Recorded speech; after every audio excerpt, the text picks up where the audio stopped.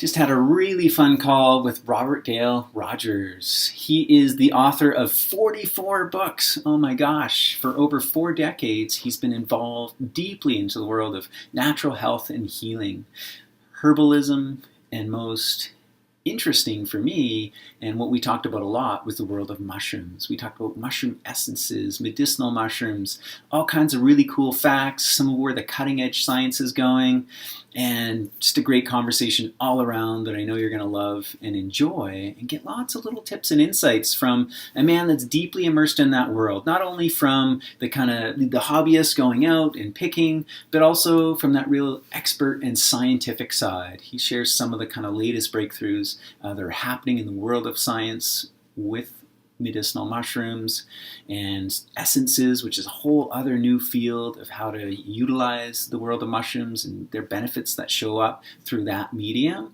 I think you're really going to enjoy it. So take a listen to Robert Rogers.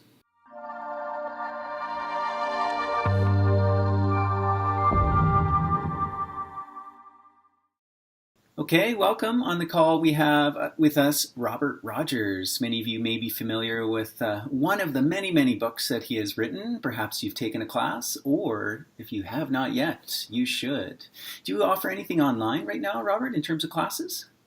Not at the moment, but starting this fall, my wife has worked feverishly and learned some techniques. So we're putting our introduction and advanced aromatherapy course online. So that's going to be available in the fall. Okay, excellent. So I know you're traveling a lot around the world, and I've asked you before, and I know, and I've heard that you're very selective, which I agree. Traveling can be a lot on not only one's body but just time and just the energy involved. And so you're very carefully selecting, choosing where you're going. Based out of Edmonton, we're lucky enough to have you join us at least once a year down in the summer, and you work a lot with the Lodgepool School of Healing, and you guys have a mushroom foray that's coming down in August in the summer. So I look forward to that again. It was a really lot of fun last time.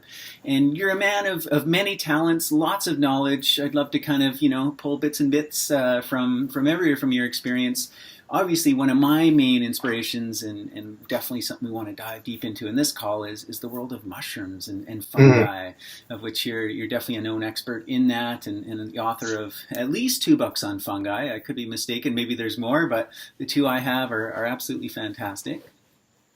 And just maybe, the kind of point of this program, as well as for the listeners to kind of learn from you, is to hear about your journey. Where did you start? I mean, you've been in the world of natural health and healing and herbalism for over 4 decades. And how did it all begin? Where did you start, and what led you down that path? Well, that's a great question. That's a good lead-in. By the way, I have a new herbal book coming out at the end of June that people might be interested in. Right. It's called Herbal Allies, My Journey with Plant Medicine, and it will explain it in more detail, of course. But basically, I think I started out because I was very ill as a young child, and we went through all the struggles of dealing with a lot of different respiratory issues and overcoming those. And then when I went to pre-med in the University of Alberta, after 2 years, I realized I would make a very poor biomedical doctor, and I switched into a botany degree and ended up traveling to a few parts of the world, and started an herbal practice in Edmonton in 1984, and I did that for 18 years in clinical practice. Then I wanted to do more research and writing and teaching, and so that's what I've been doing the last 15 years or so, and so I'm enjoying that. And I do travel a little bit, but like you said, I'm pretty selective. I like home, but I do enjoy that mushroom event in Calgary, delicious Friday evening mushroom dinner, a whole day talking about medicinal mushrooms, and then out into the woods with people. So that's a great event. Yeah, absolutely. And I like to reference. I know there's many ways mushrooms can heal you, but that just that one way is actually just getting out into nature, right? And learning how to identify and connect with them, even if you don't pick them, right? I think there's a lot of healing potential and possibilities just to get out there and begin to develop that relationship and start to kind of, again, even if you don't ID them, it's just looking at them, beginning to notice their characteristics, their qualities. Absolutely. And as some of your listeners will know, last year I put out a book called Mushroom Essences on 48 mushrooms that have, oh, there we are. Look at that. There it is. Yeah, I got it right beside me. Yeah. And really uh, getting feedback from all over the world. When I was just in Virginia and South Carolina recently, people came up with that book and wanted me to autograph it and just talked about their own adventures and stories with mushroom essences, which now people are making their own. And I'm kind of excited that that's going to continue. The other thing I'm doing this summer and next summer is I'm taking a machine that my wife got me for Christmas, Music of the Plants. And I'm now starting to record the music that mushrooms produce for us, and hoping to put that on a CD in the next few years. Wow, that's so cool. Is there any way you could describe, like, how does that work? How do you take a machine out into nature and capture the song of a mushroom? Yeah, well, it's a group in Italy developed this machine, and it's for plants generally. But for mushrooms, you put one of the probes onto into the mycelium on some level. How do you do that? With probably a big deep nail is how I've been using, and or into the tree, and then the other goes directly onto the fruiting body, and then a little few dials, and then this machine has the ability to translate that vibrational code into different frequencies, and you can use about 120 different modalities from piano to violin of how the music is sourced. I'm going to bring it down this summer to Calgary. Oh, cool. Wow, I look forward to checking that out. And of course, to hearing the songs, right? What's the difference between Amanita singing and, oyster mushroom singing? That was Exactly. They're all different, yeah. Right on. And maybe let's, we're kind of starting at the least physical, the most maybe esoteric, shall we say it. So there's the songs of the mushrooms, and let's pull back to essences. What can you describe? What is an essence? How does one make it? And how does one take that in and the benefits of? Yeah, that's a great question. Well, that was a 26-year project. So I started off with clinical practice. I had the opportunity to work with clients who had some benefit from my herbal knowledge, and so as I started to make different mushroom essences, they were willing to trial them out. And how I made them, pretty subjective. Some I would use putting them into a bowl of water, crystal bowl, sort of like you would make flower essences, but under lunar influence. Right. I really feel the mushrooms have a underworld, kind of lunar aspect to them, that emotional side, but also a deeper seated connection with soul on some deep level, rather than flower essences, which are excellent, and I've used them in my clinical practice for about 45 years. But those are more for bringing light into areas of dark. They're for spirit, whereas I really think mushroom essences have a deeper seated soul purpose. And so that's how they started, and tracking. So in the book, I talk about some of the probably the key issues, but also at least one case study so people can use these essences for themselves, their family, or in clinical setting. Wow, that's cool. Yeah, it's a new realm for me to explore, and it's fun. I think the kingdom of fungi and exploration is so vast, and I know for yourself, and I've met Paul Stamets and a few others who are in this field, and that's I believe your sentiment as well. It's like, wow, we could just keep going deeper and deeper with these amazing organisms. Yeah, they also, of course, have on a very physical level amazing amount of benefit for immune modulation, reducing inflammation, and just about every kind of a health concern that we have, including autoimmune conditions, cancers, etc. Yeah, and for that, I would definitely recommend people check out your book, which you come out with a second edition of it. I know Denis, one of our staff, loves to carry around the first edition. I think he just likes the picture on the front, and but the second edition is a lot more deeper and expanded and fantastic because you go into a lot of those varieties that here in us in Alberta and North America we can find, and it acts as a bit of an ID. But once you have the ID, you can go really deep into the information that you've provided, which is just phenomenal. I haven't really seen that in other books in the same accessible way. Yeah, well, thank you for that. Yeah, yeah. The first book was I kind of limited my audience. I named it "The Fungal Pharmacy: Medicinal Mushrooms of Western Canada," and it was self-published in 2006. And fortunately, North Atlantic republished a great expanded edition in 2011, which I'm rather really pleased of how it turned out. So yeah, thank you. Yeah, no, that's good. And I believe I remember hearing you say that you've been involved very actively yourself. You've led studies. Has this been at the University of Alberta and some of the research, like that you've done related to medicinal mushrooms? A little bit. Yeah, I was a member. I was a vice president of the Alberta Mycological Society for a number of years. Gotten a little too busy for that now, but and it's interesting. I rarely get out now on forays in Alberta, but I get to go in other parts of North America, and it's always fun to see other mushrooms I have no idea about. Yeah. Yeah, totally. What I think I know what you might answer in this, but is there a favorite mushroom event that's kind of your mecca that you always like to go to if you get the chance? Well, I can't go this summer, but I would say hopefully next summer. The Telluride Mushroom Festival is kind of the granddaddy in Colorado. And it is all things mushrooms, including, world experts on the whole world of fungi, as well as speaking, workshops, how to grow mushrooms, how to great contest of great chefs get together to see who can come up with the best mushroom dish, and everybody gets to sample and vote. There's a huge and Michael brews, of course. There's 3 or 4 mushroom flavored beverages that are available as well through the weekend. Right. And there's a big parade up the whole main street on the Saturday, and it's just everything mushroom that you could imagine. So you get to dress up as either a mushroom or a fairy for the parade. So that's always fun.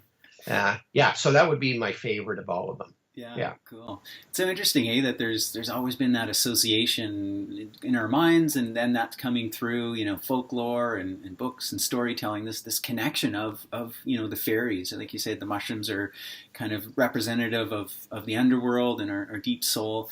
What do you think that connection is between mushrooms and fairies? Well, I think it has to do with kind of connecting with our inner child in the sense that. That's where I sort of started to ruminate about mushrooms and soul work. And very often when we're very young, as children, we don't really have control fully of our environment or our choices in life, or even how we think as opposed to what we are led to believe, say, up till 6 or 7 years old. So the idea of mushroom essences to help bring back to awareness some of the deeper fragments that may have happened from early traumas in childhood of various types. Even something like this. Say an adult says to you one time, you're doing some activity, and they say, "Oh, you're so stupid," and you actually believe that as a child. Right. That could have an impact on your life for a long time. So I find mushrooms really helping bring back the childlike innocence, but also our connection with all those fragmented parts of our inner child. Yeah, no, totally. And yeah, that's great. And I know we're still barely kind of on the frontier of how mushrooms, not only medicinally, but like you say, just in more that kind of one's essence, their spirit, connection to who we are, beliefs about ourselves, depression. I mean, there's so much still yet to be explored. with mushrooms as that application to really help kind of heal us. And I know for me, I mean, it's the obvious one that, you know, people might bring up, but I always give that example of like, well, you know, like the psilocybes, right? The psychedelic mushrooms equally play a role in that, and have that for a lot of people. And it's neat to see them getting into the science now and to see how it can really help with, even things like depression or anxiety. Have you been part of any of those studies, or what are some kind of key findings that are coming out there? Yeah, well, I haven't personally, but Maggie Klinquist, who's a good friend, she was the supervisor for, I think, 6 of the 7 studies done at Johns Hopkins on psilocybes. And from everything from, like you said, addictions to depression to OCD to post-traumatic stress disorder, all showing very, very positive effects. And I would suspect that if science carries on, and as I always say, it's a damn shame when politics gets in the way of science, Right. that psilocybes will actually become a mainstream medicinal approach to many of these issues within the next 5 years. Wow, that soon. Yeah, that would be Yeah, great to see, wouldn't it? Yeah. yeah, Yeah, cool. I mean, I think one of the unfortunate things about, you know, when things become illegal, illicit, this like prohibition is you end up seeking out, you know, on the underground, and as a teenager and from years on, the times that I've experimented with them, it doesn't always put it in the best context. You don't have that guidance, right? And I think the picture that's painted is, oh, this is this really dark kind of evil bad thing that you're doing, and then I think there's risk there for a young person exploring it in that context. So it's good that the conversation is opening up, and if we can just be real about it and just say, hey, you know, these are powerful medicines, and if used in the right appropriate way, can be absolutely amazing.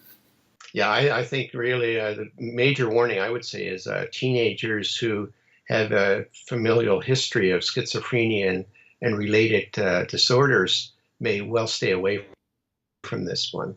But for the majority of individuals, like it's young people are going to experiment. I mean, it's whether you want to treat your body as an amusement park or as a temple is up to you. But generally speaking, I find that our society has really denigrated or not really allowed the wisdom of elders to guide young people through the experiences they need to understand there are more realms of reality that help them to have a happier, healthier life. And I see that going on with ayahuasca, for example. People who believe that they've done it a couple of times, and the next thing you know, they're out there practicing with people not in context like it would be in Peru or Ecuador. And I find that a little bit unsettling. Yeah, no, for sure. Another question I had, which as you were describing the Telluride Festival, which sounds so fun, and that's in Colorado, and that's definitely on my list. One year I want to make it down and just go have fun and explore that festival and all that's involved. And you mentioned like the microbrews, and I've heard that a couple of mushrooms, let's say the shaggy manes or inky caps, that you don't want to consume them with alcohol. What's the story there? Is that just those, or is that true, or how does that work for alcohol and like culinary edible mushrooms? Yeah, that's a great question. Well, anyone can have an individual sensitivity, and so I caution people first time they try a new mushroom, just do it without alcohol and do small amounts. But having said that, the inky caps and related species have a compound in them that prevents the liver from detoxifying alcohol. And so it actually, coprine was synthesized into the drug antabuse, which is given to chronic alcoholics for that purpose. Oh, Get wow. violently ill if you combine alcohol at all. So my advice is that for 2 days before and up to 2 weeks after you ingest these particular mushrooms, do not imbibe.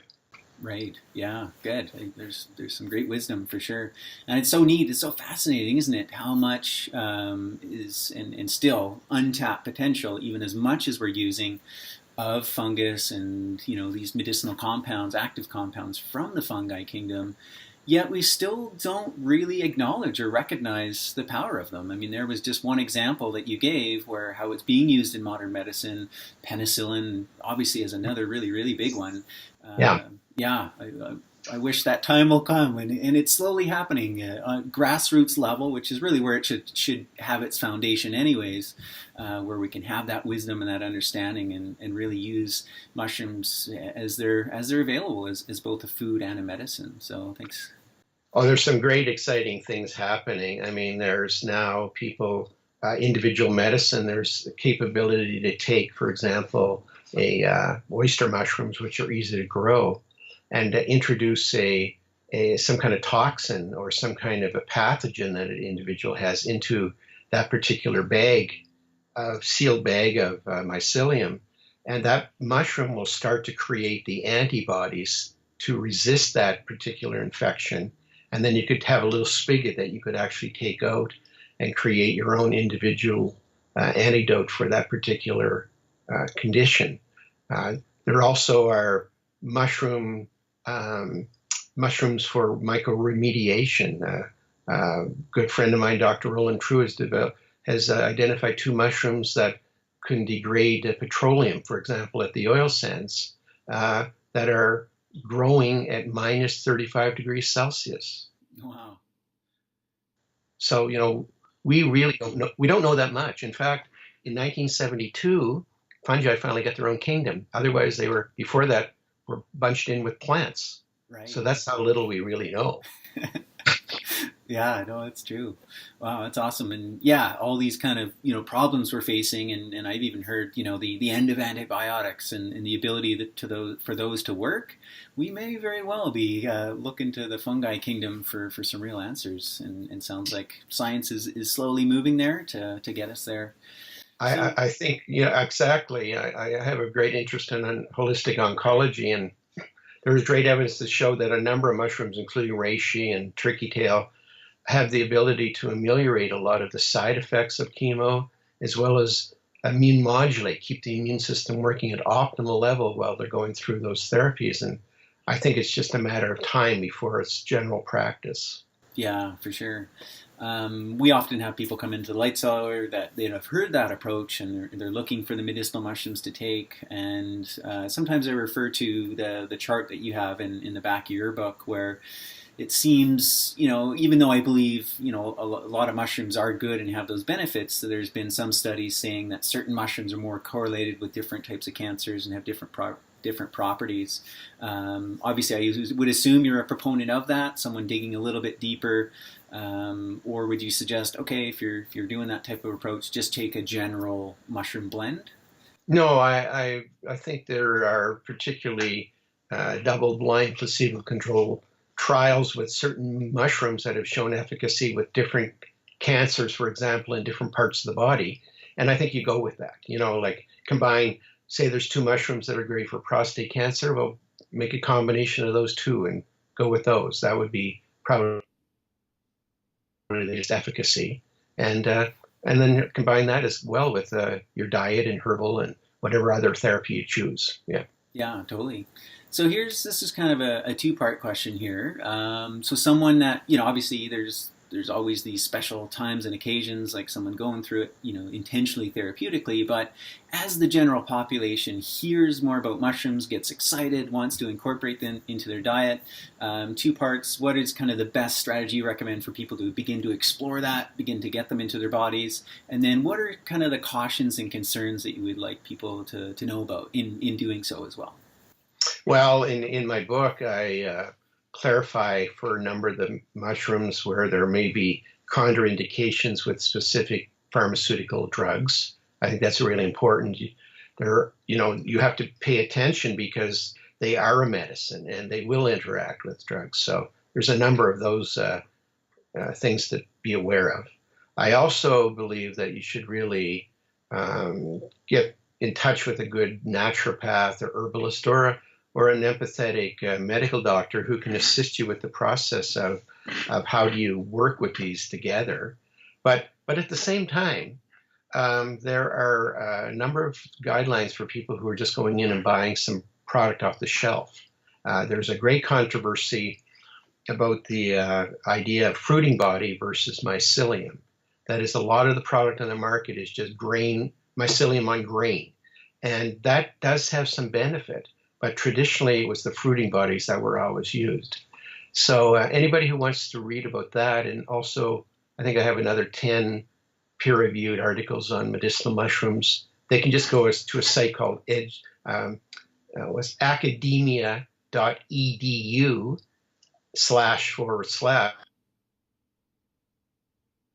Robert Dale Rogers, and all those papers will pop up and they can download them for free.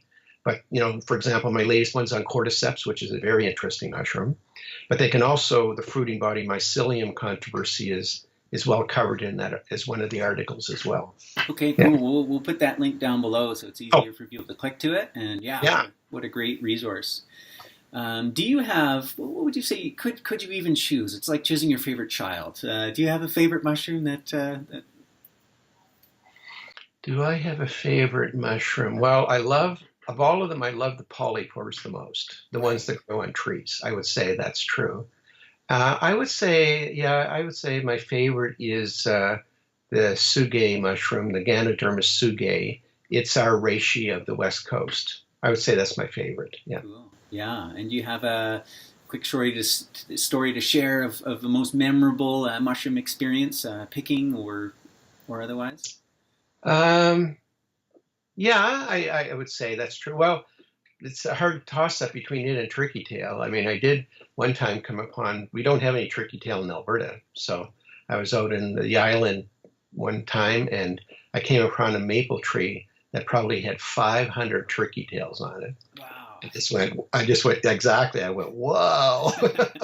And I felt kind of bad picking them, but I thought there's so many, and like the tsugae, turkey tails, if you don't pick them, they're a fruiting body, and there's going to be more the next year, and so they'll just rot on the tree. So didn't feel that badly, and for sure. Shoot those up. Yeah. No, that's good. So then that leads into my next question: are there any concerns that when one is harvesting? Is it okay because it is just a fruiting body and you're not actually taking the whole organism? Is that true for all mushrooms, or where should we be really applying mindful harvesting practices when it comes to mushrooms if we're out in the field or out in the forest? Oh, that's a great segue. I am very concerned about the continuing exploitation and overharvesting of chaga. Chaga, although it is a sterile conch, it's not the fruiting body. Some people are harvesting all in the area. And it might surprise you, but there's only 1 in 20,000 birch trees that has a chaga. And so where found, yes, are plentiful, but if they're all picked out, when those birch trees die, if there's no sterile conch to fall in the forest, and then for a very short 24, 36 hours, very microscopic fruiting bodies will appear. And then the spores will release and find another crack in another birch tree to continue the life cycle. But if all the chaga have been harvested, there will be no more chaga. Wow. So people need to pay attention that a sustainable harvest is a good idea. If you pry off a chaga, just pry it off, not cut it out. Pry it off. It will, within a few years, grow back out again, and you probably have observed that. And then we're fine, and then I'm not as worried. But it does bother me on Facebook when I see these, thousands of pounds that people are harvesting in their trucks and bragging about them, and I keep, worrying about a very valuable resource that we may be endangering. Yeah, no, that's a great point, and yeah, the more we can educate about that, and I mean, you're obviously, for me in southern Alberta, we don't really have any chaga around here, but as you go north, absolutely around where you are, and I'm the same. I see a lot of people out there with their kind of big trophies, and absolutely, we don't want to be picking every single one. And I love your suggestion if you do find one, just to break it off versus dig it out. Exactly. So, and are you saying that so chaga has its own fruiting body that comes up? Yes. That would look, I imagine, totally different to chaga. And where does it come up? Does it come out of the ground or the tree that's fallen over? No, it comes right out of the sterile conch. In fact, in the book there, the Mushroom Essence book, in the chapter on chaga, there is a picture. There's a fruiting body picture there that you can look at. Cool. Yeah. All right. That would be neat. Yeah. And hopefully, I mean, because I know I've chatted with this issue with a few people, and someone kind of retorted, well, it's kind of like the Amazon, like if we valued our forests a lot more, because their argument was, well, we're probably losing a lot more chaga to deforestation than we are harvesters in that sense. And once we recognize that the forests are our source of medicine, and we're not just chopping them all down for softwood lumber to export somewhere, we can hopefully preserve more of these spaces. And I think, just like plant medicine, obviously mushrooms and fungi, and just recognizing them and revering them as a true source of medicine, and to help us live healthy lives, that hopefully that will extend over into all our practices and how we care for the land and manage forests. I'd like to see that happen, as well as the sustainable practices too. Well, I do too. I mean, the Japanese practice of forest bathing is a good example of helping people keep themselves healthy and lowering blood sugar. They've actually done trials that have shown that walking in pine forests actually lowers your blood sugar. I mean, and the other side of it is, in Alberta particularly, the giving up of public lands to a few forestry companies. Despite the rhetoric you may hear out there, the forest industry contributes very, very little to the GDP of the province when you take into account all the subsidies and monies given by government for forest fighting and road building and all of that. It's not really a great contributor. Yes, there's a few people making a living at it, but most of the money goes to multinationals that go to the country. Yeah, no, I agree. I remember my dad, he's quite involved in conservation practices around here, and he was fighting some of the deforestation of, Bragg Creek and Kananaskis area, and he was sharing just some of those. He's like, we're gonna clear all this area, and it's gonna give a handful of people a few jobs and make a few $100,000. Like, it's just insane. It is.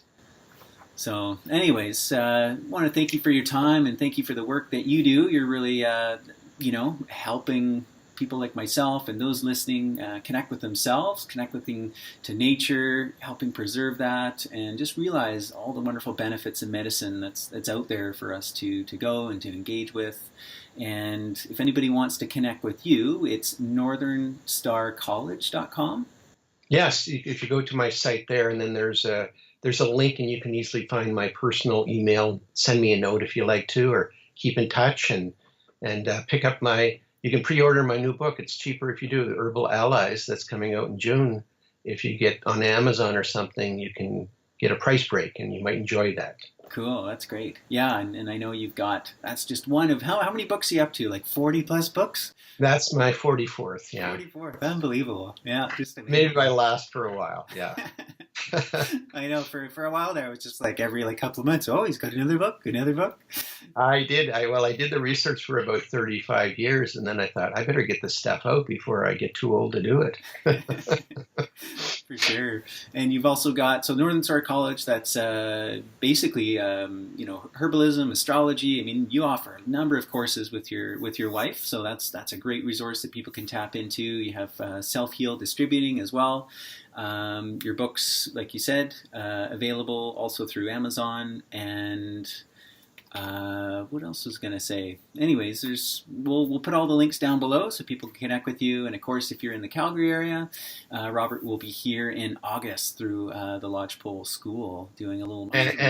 And I'll be down for the holistic herb gathering. You're going to be presenting as well. That's right. Yeah. Right in Kananaskis, the Labor Day weekend. I look forward to seeing you there. Yeah, that's good. Right on. Well, thanks for all you do and sharing the herbal and the fungal wisdom. Oh, thank you. All right. Okay, thanks a lot.